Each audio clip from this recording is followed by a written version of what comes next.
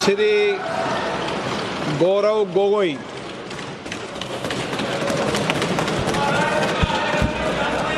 आदरणीय अध्यक्ष महोदय, पहले तो मैं आपका संरक्षण चाहता हूं। जब आदरणीय मंत्री महोदय बोल रहे थे, आपने विपक्ष से किसी को भी पॉइंट ऑफ ऑर्डर उठाने का अवसर नहीं दिया।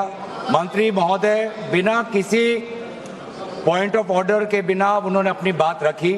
वही संरक्षण आप मुझे दे, मैं वही अपेक्षा करता हूं। मंत्री महोदय ने अपनी पूरी बात रखी, आपने उनको कुछ नहीं कहा। उन्होंने राजनीतिक आरोप लगाए, उन्होंने हाउस को मिसलीड किया, आपने सुना। वही संरक्षण। एक बात है गौरव जी, आप हमेशा सदन पर ये कैसे आरोप लगा सकते हैं कि आपने उनको कुछ नहीं कहा? मैंने फिर कहा आपको, इस सदन में, प्लीज बैठिए, इस सदन में संसदीय व्यवस्था के अनुसार सबको समय आवंटित होता है। आवंटित दल का माननीय सदस्य अपनी बात रख सकता है। जब मैंने व्यवस्था दे दी कि कोई माननीय सदस्य बोलेगा, उसके बीच में आज शून्यकाल पॉइंट ऑफ ऑर्डर नहीं दिया जाएगा तो नहीं दिया जाएगा। माननीय गौरव गोगोई।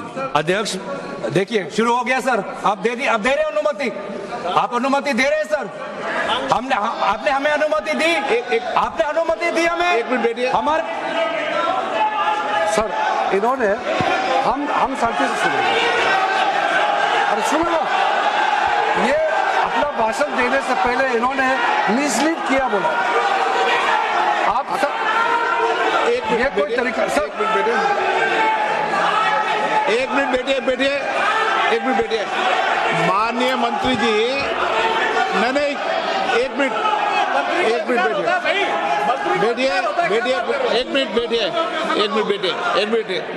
बैठिए। ठीक है, बैठिए। मैंने माननीय मंत्री जी को आपके भाषण के टोकने के लिए अलाउ नहीं किया है। वह आपने तो भाषण शुरू नहीं किया था। नहीं शुरू करने वाले थे, वह दूसरे विषय पर अपनी बात करना चाहते। आपके भाषण को नहीं काट रहे आप। नहीं, आपके भाषण को, वो तो अपनी बात कोई दूसरे विषय पर रखना चाहते हैं। मेरा सर इतना कहना है कि हम लोग शांति से बैठ के सुनेंगे। चर्चा का पूरा टाइम तय हो चुके हैं, हम लोग नोट करेंगे, सबका बात सुनेंगे। मेरा सिर्फ इतना ही अनुरोध है कि जैसे कि माननीय सदस्य कहेंगे कि मैंने मिसलीड किया, तो कौन सा पॉइंट मिसलीड किया वो बता दे। ऐसे आप आरोप ना लगाए, मेरा यही कहना है। आप तर्क बताइए कहाँ मिसलीड हुआ पॉइंट। अध्यक्ष महोदय, जो इन्होंने 2013 यूपीए गवर्नमेंट के संदर्भ में कहा, पूरा का पूरा मिसलीडिंग है, झूठ है। और हम डिमांड करते हैं कि वो ऑथेंटिकेट करें। इसीलिए बार बार इन्होंने आरोप लगाए, बार बार इन्होंने भ्रम फैलाया। आप, इसीलिए हम भी अपनी बात रखेंगे। कृपया आप भी सुनने का धैर्य रखिए। अध्यक्ष महोदय, मेरा भी सौभाग्य है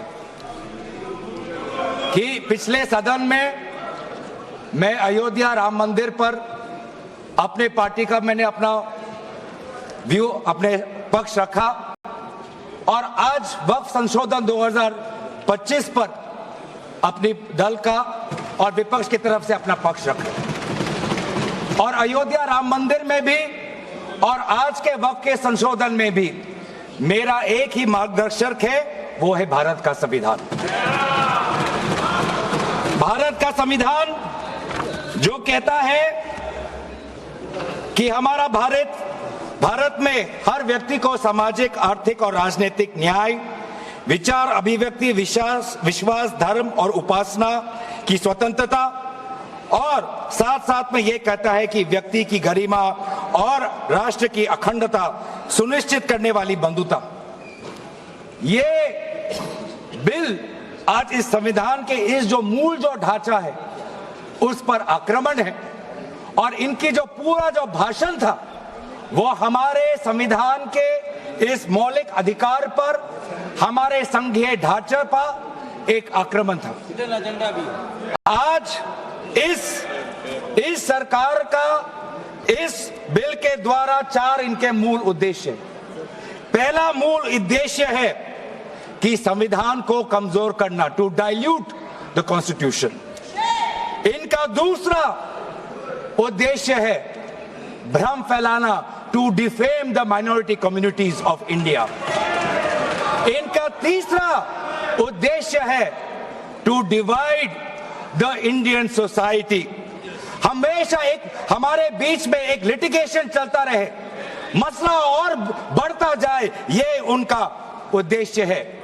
और चौथा इनका उद्देश्य डाइल्यूट, डिफेम, डिवाइड, और चौथा इनका उद्देश्य है to disenfranchise the minority communities. आज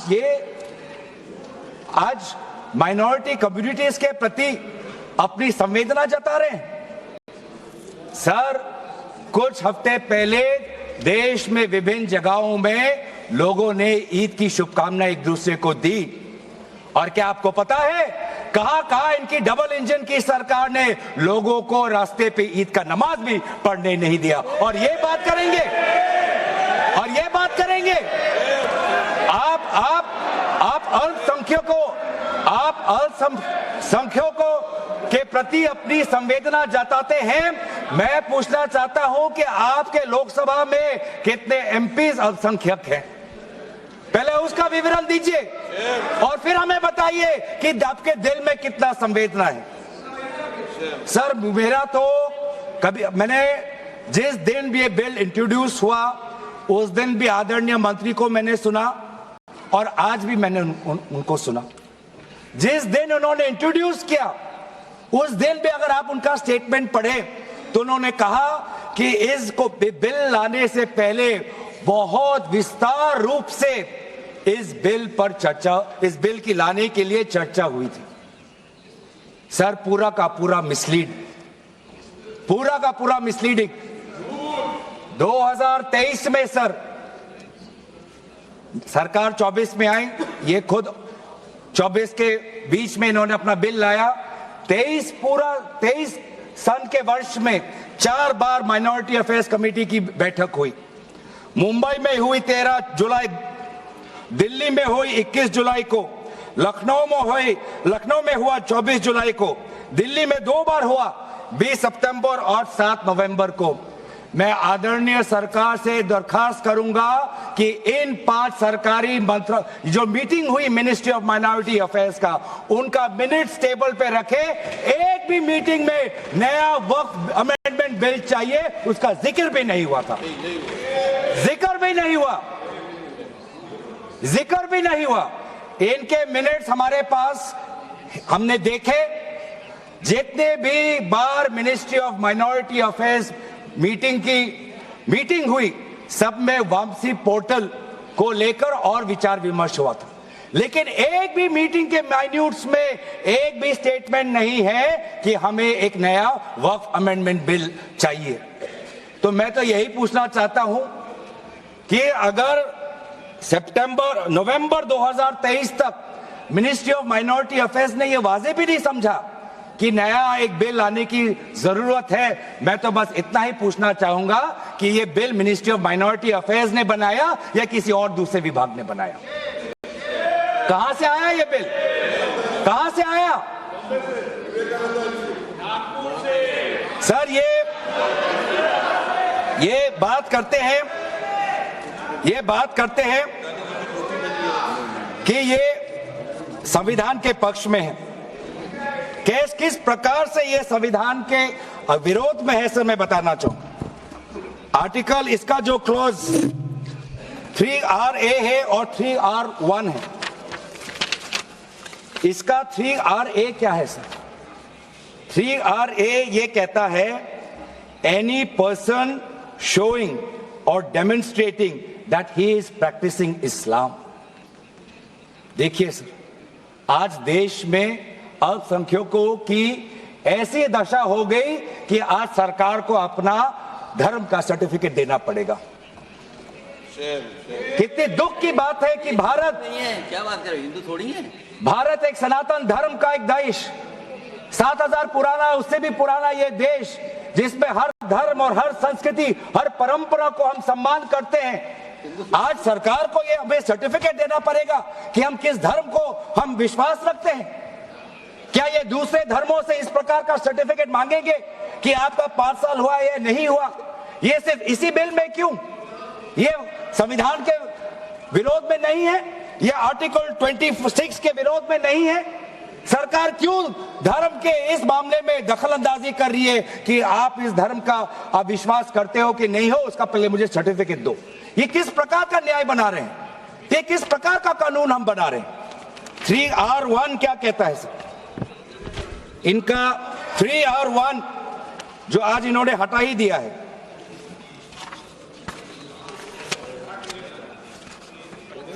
R1 कहता है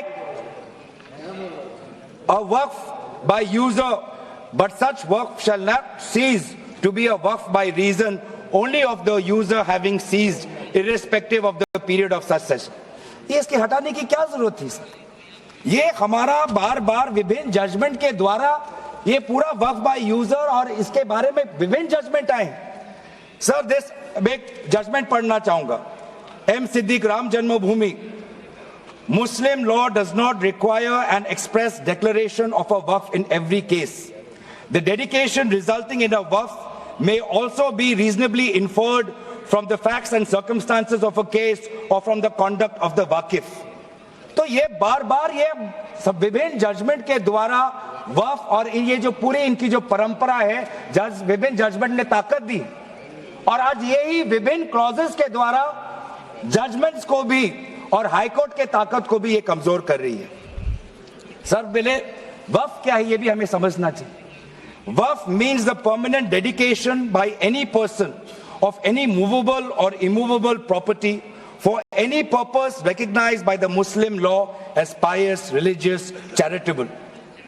सर आज ये क्या कहना चाहते हैं कि वही व्यक्ति जो प्रैक्टिसिंग इस्लाम कर रहा है 5 साल के लिए वही आ सकता है, जो इनका 3RA है और जो सेक्शन 104 था। आज इन्होंने सेक्शन 104 हटाने के पक्ष में कहा, लेकिन सेक्शन 104 यही कहता है कि कोई भी व्यक्ति वक्फ कर सकता है। तो यही तो हमारा सेक्युलर नेचर है कि कोई भी व्यक्ति अब वक्फ कर सकता है। अब ये जो अधिकार है एक व्यक्ति का, आप उस अधिकार को आप क्यों छीन रहे हो? सिर्फ ऑप्टिक्स सर, इनको बाहर दिखाना है कि हम ये बहुत बड़ा काम कर रहे हैं। क्या इन्होंने कहा कि क्लॉज 9C में ये कहते हैं कि 2 महिला को हम ये इंक्लूजन कर रहे हैं? ये पहले भी था सर। अगर आप 1995 एक्ट पढ़े तो ये पहले भी था, उसमें ये भी था कि 2 से ज्यादा सदस्य महिला हो सकती थी। इन्होंने तो 2 पे ही कैप कर दिया। ये पहले से ही था, ये सिर्फ दिखावा। और इनका 3R4 में जो ये विशेष रूप से विडो, डिवोर्स वुमन और ऑर्फन की बात करते हैं, ये पहले भी था सर। ये पहले भी जो 3R है जिसमें वेलफेयर की उल्लेख है, उस वेलफेयर एंड अदर पर्पसेस में window, divorce woman and orphan पहले से ही उसमें समा जाता है। लेकिन इनको भ्रम फैलाना है, इनको भ्रम फैलाना है कि वर्तमान का जो एक्ट है वो महिलाओं के खिलाफ है। इनको भ्रम फैलाना है कि वर्तमान में महिलाओं को कोई भूमिका नहीं मिलती, ये इनका काम है। लेकिन कानून में सर पहले से ही ये सारे प्रावधान है, वो चाहे किसी विधवा का संरक्षण हो या महिलाओं को और समर्थन देना हो। सर रिफॉर्म की बात करते हैं सर, इनका क्लॉज 33 में जो रेवेन्यू आना चाहिए वो रेवेन्यू उन्होंने घटा दिया। पहले 7% का एक रेवेन्यू फॉर वक्फ बोर्ड आता था, आज इन्होंने 5% कर दिया, गिरा दिया। क्यों गिराया? क्या आप नहीं चाहते कि वक्फ बोर्ड और अच्छी तरीके से चले? आप नहीं चाहते कि उसमें नई टेक्नोलॉजी आए? अगर कहीं खामियां हुई भी है, माना कि कोई भी कानून इस देश का, कोई भी कानून परफेक्ट नहीं है, कोई भी कानून परफेक्ट नहीं है, माना कहीं कहीं प्रदेशों में खामियां हैं, वो चाहे केरल में हो, आंध्रा में हो, कर्नाटक में हो, पंजाब में हो, दिल्ली में हो। लेकिन सर आप चाहते हैं कि वो वक्फ बोर्ड, वक्फ ट्राइब्यूनल और अच्छी तरीके से चले, और ये चाहते हैं कि वक्फ बोर्ड और कमजोर हो और इसीलिए जो रेवेन्यू वाला क्लॉज है 7% से 5% इन्होंने घटा दिया। मेरा सुझाव हमारे तरफ से यह सुझाव है कि 7% से 5% घटाने के बजाय आप 7% से 11% और इस रेवेन्यू को और इंक्रीज करिए। आज ये बात करते हैं कि ये रिफॉर्म्स ला रहे हैं। क्लॉज 26 पढ़िए sir, section 52A, section 52 clause 26। Clause 26 में क्या लिखा है? In section 52A of the Principal Act, in subsection 1, for the words rigorous imprisonment, the words imprisonment shall be substituted. Dilute कर रहे हैं सर। पेरेंट एक्ट बोलता था कि रिगरस इम्प्रिजनमेंट हो, और अगर आप बार बार ये कह रहे हैं कि फलाना हो रहा है, धमकाना हो रहा है, तो आप इसको क्लॉज को क्यों कमजोर कर रहे हैं? सिर्फ भ्रम फैलाना है सर। मंशा इनकी कहीं और है। मंशा सर, मैं भी एक टिप्पणी देना चाहूंगा कि आज ये एक विशेष समाज के जमीन पर इनकी नजर है, कल समाज के दूसरे अल्पसंख्यकों के जमीन पर इनकी नजर जाएगी। आज ये बिल सिर्फ एक विशेष समुदाय के जमीन पर इनकी नजर है, कल दूसरे समुदायों के जमीन पर इनकी नजर जाएगी।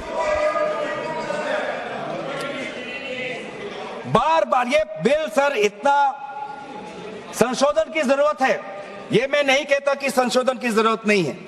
मंत्री महोदय ने बार बार इसका जिक्र किया कि ये बिल कितनी बार इसका संशोधन हुआ। इसकी शुरुआत आप जहां से भी पकड़े, आप 1810, 1817, उसके बाद 1954, 1984, 1995, सच्चर कमेटी, रहमान कमेटी 2003। संशोधन चाहिए सर। मैं नहीं कहता कि हम संशोधन के विपक्ष में नहीं, लेकिन संशोधन इस प्रकार का हो जिससे बिल का रूपायन, जिससे बिल और ताकतवर बने। और इन्होंने ऐसे संशोधन लाए हैं जिससे बिल से इस देश में और यहां पे समस्या बढ़ेगी और मसले बढ़ेंगे और लिटिगेशन होगा। सर ये इनका क्लॉज 40A पढ़िए सर। इनका clause 40A, section 107, on and from the commencement of the Waqf Amendment Act 2025, the Limitation Act 1963 shall apply to any proceedings. Sir इससे पहले आप जितने बार भी आप इतिहास में जाए, हर बार, क्योंकि ये वक्फ, ये जो प्रक्रिया है, जब से हमारे देश में इस्लाम आया तब से ये प्रक्रिया चल रही है। बहुत से ऐसे कब्रिस्तान हैं जहां पे कोई पेपर्स नहीं है, कागज नहीं है, लेकिन जजमेंट है, जजमेंट इनके पक्ष में है। और आज बार बार हमने कहा है कि लिमिटेशन एक्ट इसको बढ़ाया जाए, क्योंकि ये प्रैक्टिकल एक समस्या है। लेकिन आज ये नहीं चाहते। क्यों? क्योंकि ये चाहते हैं कि अलग अलग देश के अलग अलग कोने में यहां केस लगे, वहां केस लगे, यहां केस लगे। तो जो भी हमारे यहां पे एक भाईचारा का एक वातावरण है, उस भाईचारे के वातावरण को ये तोड़ना चाहते हैं। ये इनके राजनीतिक उद्देश्य है। सर ये बात करते हैं कि किस तरह से ये इन्होंने बोर्ड का डाइल्यूशन किया है। क्लॉज 44, क्लॉज 44 कहता है कि जो सेक्शन 110 है वो पूरी तरीके से हटा दिया है। सेक्शन 110 क्या है? Section 110 sir, powers to make regulations by the board, ये पूरा हटाना चाहते हैं। उसमें क्या लिखा है पेरेंट एक्ट में? The board may with the previous sanction of the state government, मतलब राज्य सरकार की अनुमति के द्वारा बोर्ड कुछ नियम बना सकते हैं। इन्होंने पूरा वो हटाना की कोशिश कर रहे। क्लॉजेस F और G ये हटाने की कोशिश कर रहे। राज्य सरकार की पावर्स या जी कम करने की कोशिश कर रहे। आप क्लॉज 43 पढ़िए, इसका सेक्शन 109, जिसमें क्लॉज 1A और क्लॉज 4 ओमिट करता है। सेक्शन 109 क्या है? सेक्शन 109 है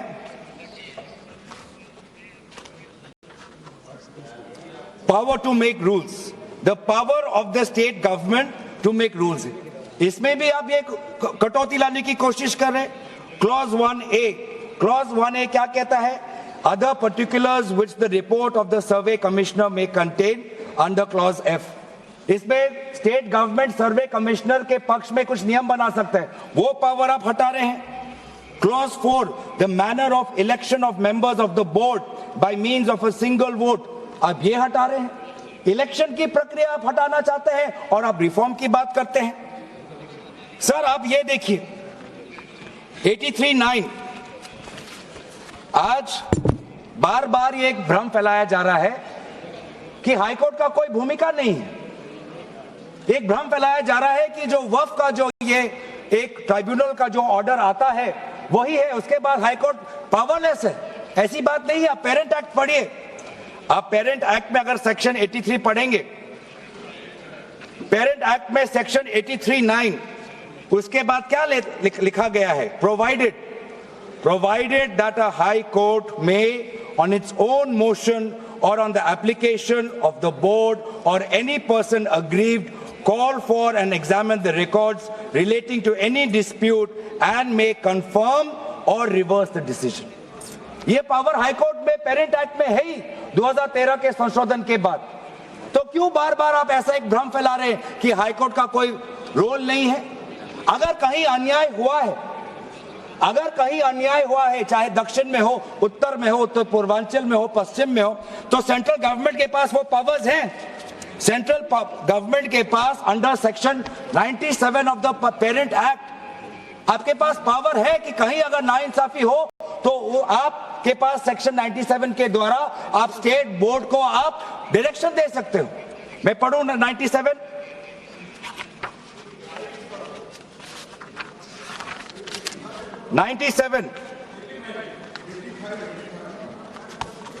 directions 96 for the power of the central government to regulate secular activities of OCF, powers 97 directions by state government subject to any directions issued by the central government under section 96, the state government from time to time give to the board such general or specific directions as the state government thinks fit। मैं जानना चाहूंगा, आपके बहुत जगह आपकी double engine की सरकार है, बहुत जगह आपकी डबल इंजन की सरकार है, कहीं कहीं आपकी सहयोगी दल की भी सरकार है। आपने पिछले 10 साल में कितने बार इस सेक्शन 97 का आपने इसका इस्तेमाल किया? कहीं भी आप अगर नाइंसाफी हुआ तो कितने बार आपने सेक्शन 97 का आपने इस्तेमाल किया? उसका बोलिए, फिर जाके बोलिए कि ये जो पेरेंट एक्ट है ये कमजोर एक्ट है। पूरी ताकत दी हुई है, अगर कहीं गलती हुई है, कहीं सुधारना है, हमारी संवेदना है, वो चाहे केरला में मवम की बात हो, संवेदना है हमारी, पर आपके पास भी वो ताकत है। आपने कितने बार इस ताकत को आजमाया? सर आज आप देखिए कितनी दुख की बात है, सेक्शन 64 क्लॉज 29 64 ये एक्ट सर क्या लिखा है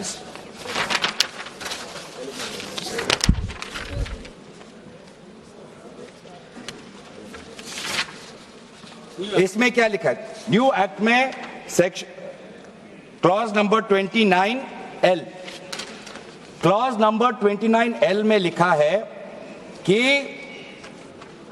अगर is a member of any association which has been declared unlawful under the Unlawful Activities Prevention Act 1967, यूआपा आपने लाए, ठीक है, आप कहीं रिग्रेस प्रेजेंटमेंट को उसको सिंप्लीफाई करके प्रेजेंटमेंट लाना चाहते हैं और कहीं आप यूआपा का संशोधन लाना चाहते हैं, आपका हक है।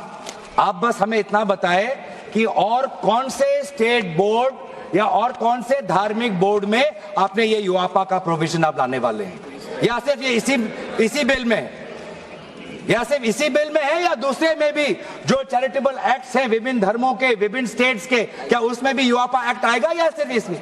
क्या संदेश देना चाहते हैं? किस कौम को आप भ्रमित करना चाहते हैं? बार बार उस कौम को जिसने भारत की स्वतंत्रता की लड़ाई लड़ी है, उस कौम को जिसने 1857 में उन्होंने मंगल पांडे के साथ उन्होंने अपनी शहादत दी, आप उस कौम पर आप दाग लगाना चाहते हैं? जिसमें लगभग 2 लाख उलेमा शहीद हुए, आप उस कौम पर दाग लगाना चाहते हैं? जिन्होंने भारत छोड़ो आंदोलन में हमारा साथ दिया, आप उस कौम पर आप दाग लगाना चाहते हैं? जिन्होंने 6 अप्रैल 1930 में दांडी मार्च का सपोर्ट किया, आप उस कौम पर आप दाग लगाना चाहते हैं? जिन्होंने 1926 में ब्रिटिश के डिवाइड एंड रूल को खंडन किया, आप उस कौम पर आप दाग लगाना चाहते हैं? जिन्होंने मौलाना हुसैन अहमद मदानी ने 1924 में कंप्लीट इंडिपेंडेंस की मांग की,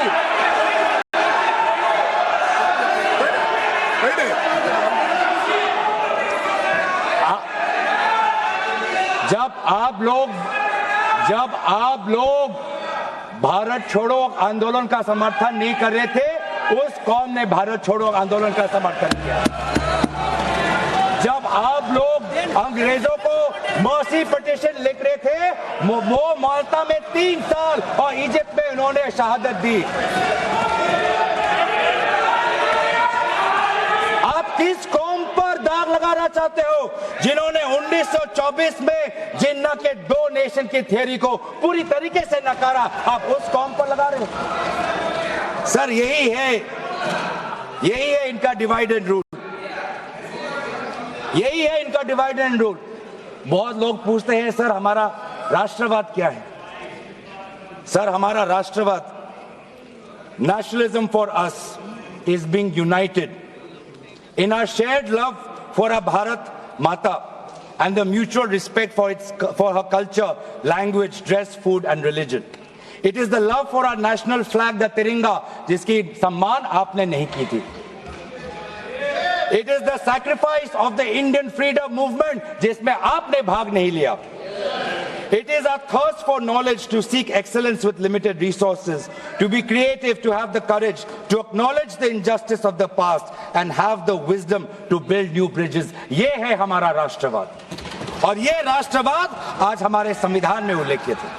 तो सर, बार बार ये सरकार कहती है ये माइनॉरिटीज के पक्ष में है, लेकिन जब अमेरिका से माइनॉरिटी कमीशन का रिपोर्ट आता है कि माइनॉरिटीज के साथ नाइंसाफी होती है, तो इनको दुख होता है.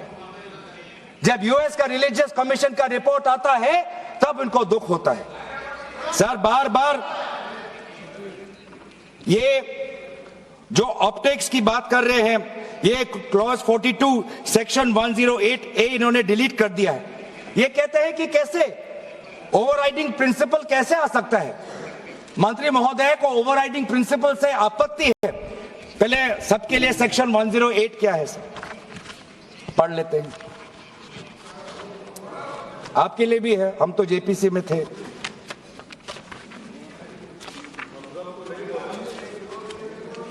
और सर, जेपीसी में भी सर दुख की बात करनी पड़ेगी सर, कि जेपीसी में ये कहते हैं कि सबका इन्होंने राय सुना, लेकिन आपको भी पता है विपक्ष के द्वारा एक भी संशोधन को इन्होंने स्वीकार नहीं किया. ये किस प्रकार का? हमने भी बहुत से जेपीसी देखे हैं सर, ऐसा जेपीसी नहीं देखा जहां पर क्लॉज बाय क्लॉज डिस्कशन भी नहीं हुआ सर. पूरी तरीके से वोटिंग हो गई. एक मिनट माननीय सदस्य